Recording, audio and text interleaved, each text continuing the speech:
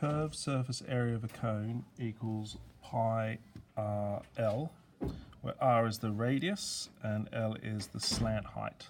Slant height is the height of this slanty line here.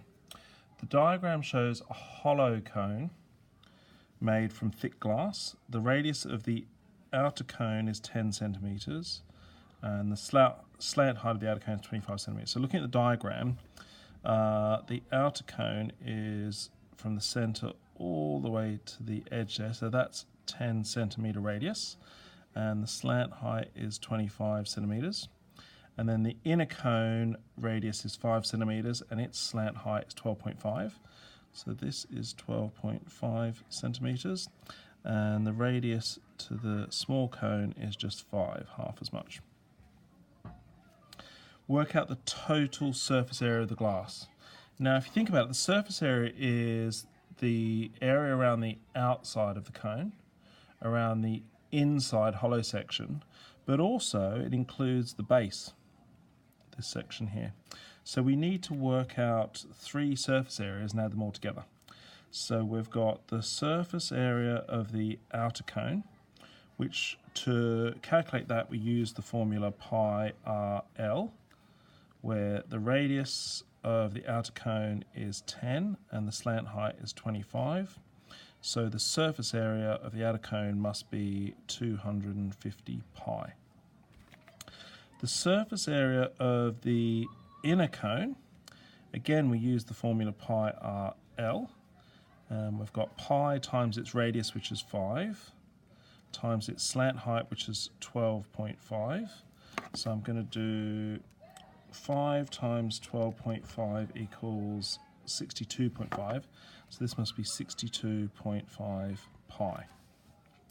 So I've got the surface areas of the 2 conical shapes, and now I need to think about the base.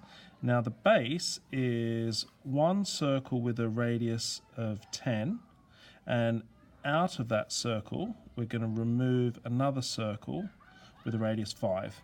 And the difference between the areas of these 2 circles will be the area of the base. So the area of a circle is pi r squared.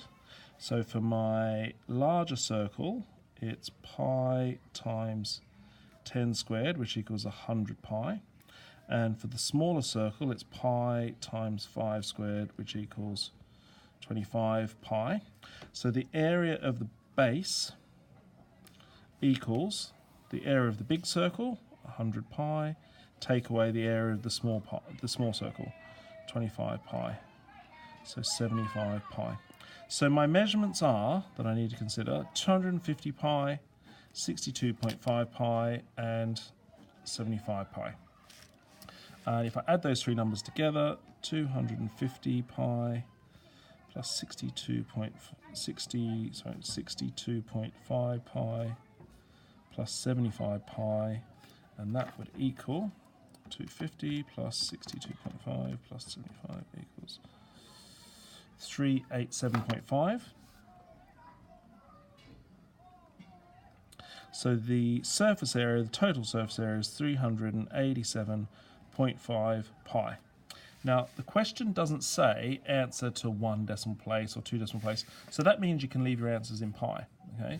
But if it did say answers to, say, 1 decimal place, you would have to actually calculate what this number is. So you do 387.5 times pi, and you do shift key, and then pi is hidden under this button here, and you would get 1217.367. So you could answer this as 1, oops, daisy, banana, I've just lost it, let me do it again, 387.5 times shift pi, get rid of that junk off the end, sorry about this confusion. Okay. So you could answer as 1217, to 1 decimal place it'd be 0.4 centimeters squared, and you'd write 1 dp, 1 decimal place.